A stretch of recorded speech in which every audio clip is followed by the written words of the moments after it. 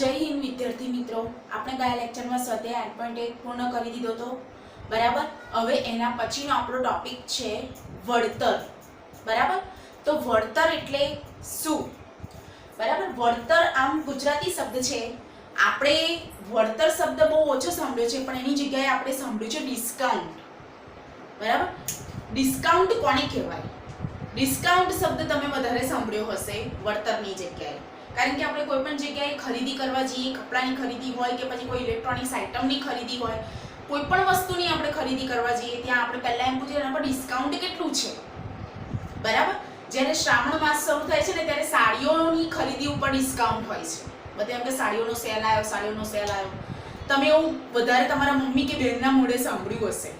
બરાબર, કે ચલો આજે હવે શ્રાવણ મહિનો ચાલુ થાય છે ને તો સાડીઓનો સેલ આવશે તો આપણે સાડીઓ ખરીદી લઈએ. અને જેના મમ્મી ટીચર કેમ વધારે છે એમને વધારે સાડીઓની જરૂર પડે, એટલે એ લોકો વધારે ખરીદી કરતા હશે.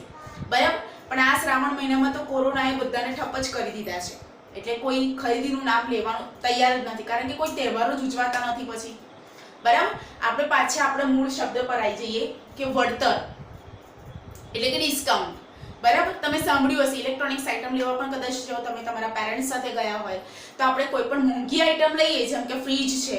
ફ્રીજ લગભગ 20-25 હજારની ઉપર જ મળતું હોય છે, સારું લેવા જઈએ તો, સારું મોટું એવું બધું. બરાબર, તો આપણે એમાં એવું પૂછીએ છીએ કે ભાઈ ફ્રીજ લેવું છે તો એના પર તમે ડિસ્કાઉન્ટ કેટલું આપશો? હું આટલું મોંઘું ફ્રીજ લઉં છું, એના ઉપર તમારે ડિસ્કાઉન્ટ તો આપવું જ પડે ને.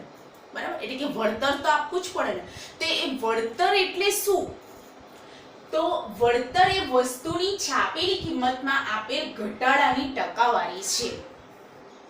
ધારો કે એના ઉપર લેબલ મારેલું છે 20,000નું. તમે કોઈ ફ્રીજ જોયું કે કોઈ પણ ઘરઘંટી જોઈ કે કોઈ પણ બીજું કોઈ વસ્તુ જોયું, એના ઉપર 20,000નું લેબલ મારેલું છે. તમને વેપારી તમને એ ડિસ્કાઉન્ટ કાપીને 18,000માં આપે છે, તો એ ડિસ્કાઉન્ટ તમારું વળતર તમારું થયું 2,000. એટલે કે એની છાપેલી કિંમતમાં આપેલ ઘટાડાની ટકાવારી, એ તમારું વળતર, એ તમારું ડિસ્કાઉન્ટ. બરાબર, 20,000નું લેબલ મારેલું છે, તમને 18,000માં આલે છે. એનો મતલબ એ કે 2,000 તમારો નફો. નફો કો તમારું વળતર કો, તમારું ડિસ્કાઉન્ટ કો, જે કો. બરાબર, એટલે વેપારી કઈ ખોટ ખાઈને તમને નથી આલતું. બરાબર, આપણે તો ખુશ થઈ જઈએ, ચલો 20,000નું લેબલ મારેલું છે, આપણને 18,000માં વસ્તુ પડી એટલે 2,000 આપણો નફો, વેપારીને ખોટ. વેપારીને કદાચ 18 થી ઓછામાં પડ્યું હોય, કોઈ પણ વેપારી નફા વગર તો ધંધો કરે જ નહીં. બરાબર, એટલે એ પોતાનો નફો તો પહેલો જોશે, એમાંય પાછું એનું વળતર તો હશે જ. પણ આપણને એવું લાગે ભાઈ મેં એમઆરપી કરતા, બરાબર, એમઆરપી એટલે મેક્સિમમ રિટેલ પ્રાઇસ, એમઆરપી કરતા આપણે ઓછામાં લીધું. બરાબર, કે ચાલો અહીંયા 20,000 લેબલ મારેલું છે તો એના કરતા મેં 18,000માં લીધું એટલે મને 2,000નો ફાયદો થયો. ગ્રાહકના મતે એ ફાયદો છે, એનું વળતર છે. બરાબર, આ અને વળતરનું સૂત્ર છે છાપેલી કિંમત ઓછા વેચાણ કિંમત. મેં તમને હમણાં જ કીધું 2,000 કેવી રીતે એનો આવ્યો, તો છાપેલી કિંમત હતી એની 20,000, વેચાણ કિંમત એની છે 18,000, તો 20,000માંથી 18,000 જાય તો 2,000 એ શું થયું? વળતર. બરાબર, આપણે કેટલીક વાર કપડામાં પણ આ રીતનું જોઈએ છે, લેબલ મારેલું હોય ક્યાંક 800-900નો પેન્ટ, એક કદાચ એ વેપારી તમને 600-700માં પણ પેન્ટ આપી દે. બરાબર, તો એના આધારે જે 100-200 રૂપિયા જે વચ્ચેનો ગેપ થયો છાપેલી કિંમત અને વેચાણ કિંમત વચ્ચેનો, એ શું થયું? વળતર થયું. બરાબર, એ નેક્સ્ટ ટાઈમ જ્યારે પણ તમે જો હાજર હો ખરીદી કરવામાં તો તમારે જોવાનું કે આપણને વળતર કેટલું મળે છે. બરાબર, હવે અત્યારનું જે નેક્સ્ટ આવી રહ્યું છે, ચાલે છે GST, goods and service tax. GST હવે બધે જ લાગુ પડી ગયો છે ટોટલી. એમ તમે મોલમાં પણ ખરીદી કરવા જાઓ તો એના ઉપર પણ જીએસટી, તમે હોટલમાં ખાવા જાઓ તો એના ઉપર પણ જીએસટી. કોઈ જગ્યાએ જીએસટી નથી એવું શક્ય જ નથી. ગુડ્સ એન્ડ સર્વિસ ટેક્સ બધી જ જગ્યાએ લાગુ પડે છે. એટલે એનો અહીંયા એની વ્યાખ્યામાં પણ એટલે કે એની સમજૂતીમાં પણ અહીંયા એ જ રીતે છે કે આ કર એટલે ટેક્સ ભારત સરકાર દ્વારા લેવાય છે. બરાબર.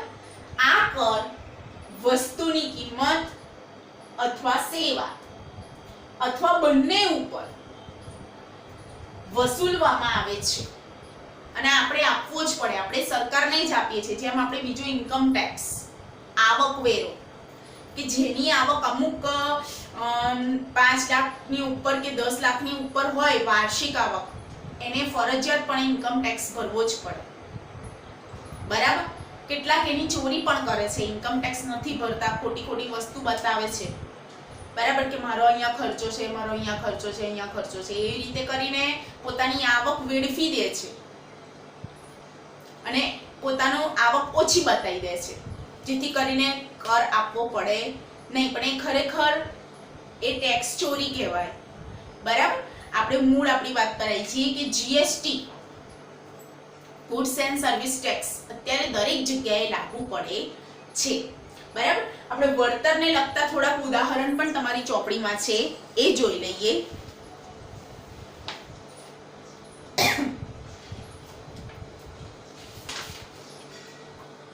ઉદાહરણ 3 જુઓ.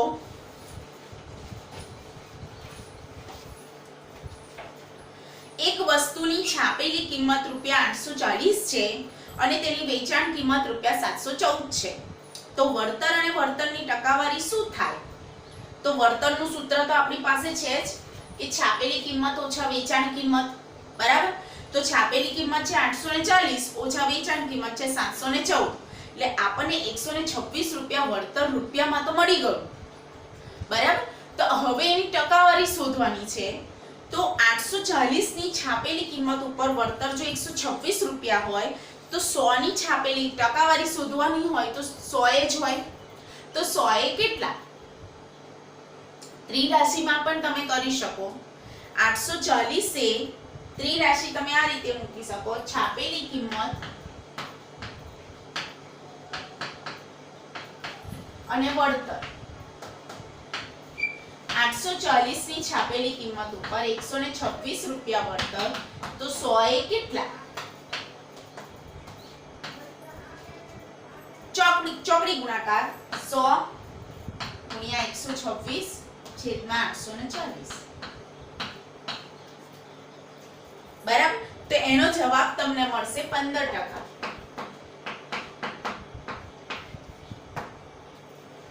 બરાબર. એટલે ઉદાહરણ 3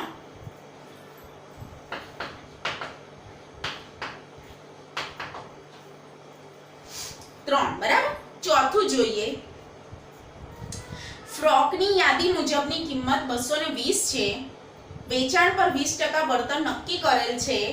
તો ફ્રોક પર વળતર અને તેની વેચાણ કિંમત શોધો. યાદી મુજબની કિંમત એટલે એની છાપેલી કિંમત જ કહેવાય. ચાલો આપણે એને લગતો આપણે ઉદાહરણ ગણીએ. બરાબર.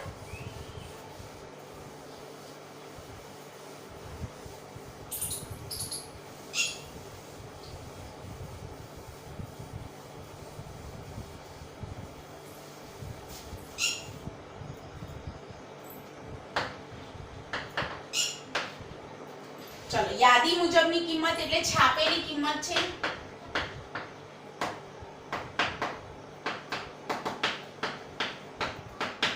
₹220. વેચાણ પર 20% વળતર નક્કી કરેલ છે. વળતર 20%. તો ફ્રોક પર વળતર અને તેની વેચાણ કિંમત શોધો. તો આપણે પહેલા વળતરની ટકાવારીને આધારે શોધી શકીશું. બરાબર. 20% વળતર એટલે ₹100 ની છાપેલી કિંમત ઉપર ₹20 વળતર થશે. બરાબર. તો જુઓ, વળતર પહેલા રૂપિયામાં શોધીએ. 220 ના 20% કરીએ.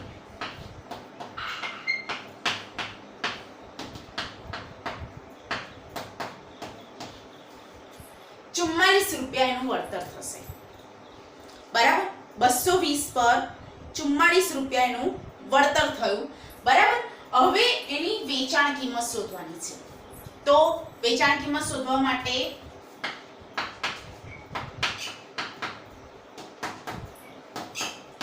છાપેલી કિંમત એટલે છાકી, જેમ આપણે વેચાણ કિંમતને વેકી કહીએ છીએ એમ છાપેલી કિંમતને છાકી કહેવાય, ઓછા વળતર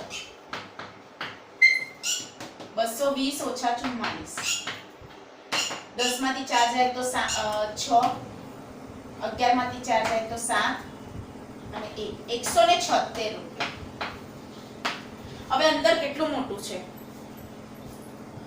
આપણે આ રીતે કરી શકીએ, શોર્ટમાં પતી ગયો તમારો દાખલો. બરાબર, નેક્સ્ટ જોઈએ આપણે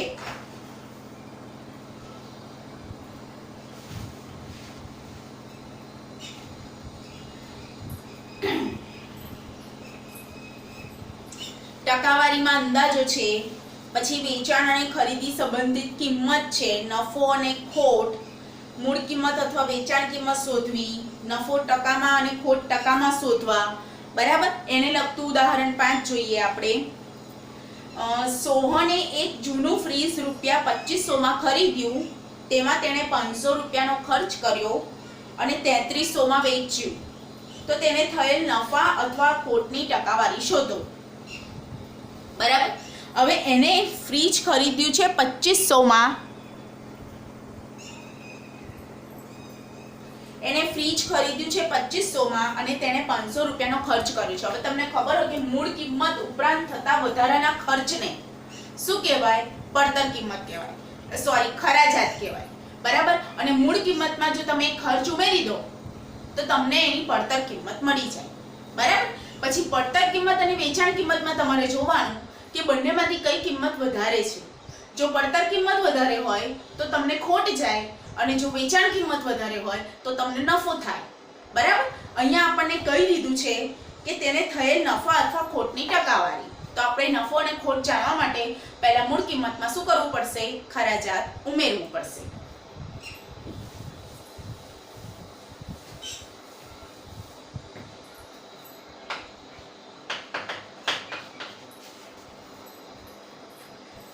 ચાલો, મૂળ કિંમત પહેલા તો આપણે પડતર કિંમત શોધીશું. મૂળ કિંમત વત્તા ખરાજાત.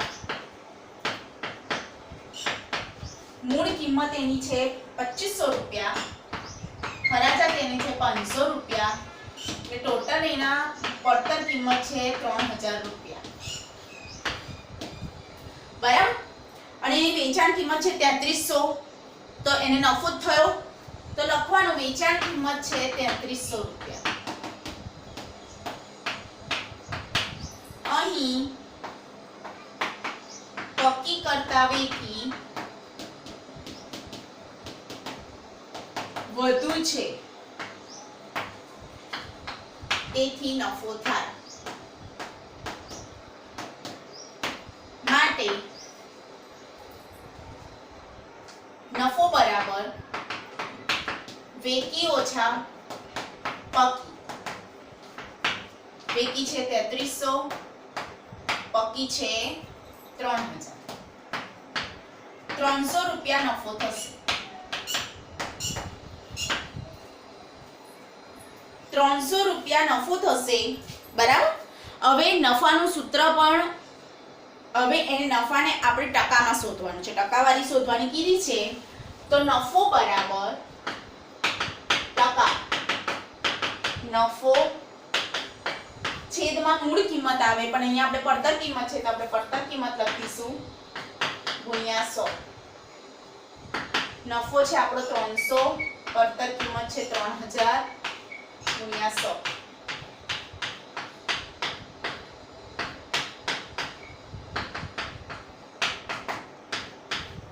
%10. બરાબર, 10% નફો થશે. બરાબર, ચાલો આપણે અહીંયા જ આપણે આજે અહીંયા પૂર્ણ કરીએ છીએ. બાકીના ઉદાહરણો નેક્સ્ટ લેક્ચરમાં જોઈશું. બરાબર, અને આગળ જે સ્વાધ્યાય છે એ પણ આપણે નેક્સ્ટ લેક્ચરમાં પૂર્ણ કરીશું. અને જે ઉદાહરણ હોમવર્ક આપ્યું હતું એ તમે ઘરેથી કરી દેજો. જય હિન્દ.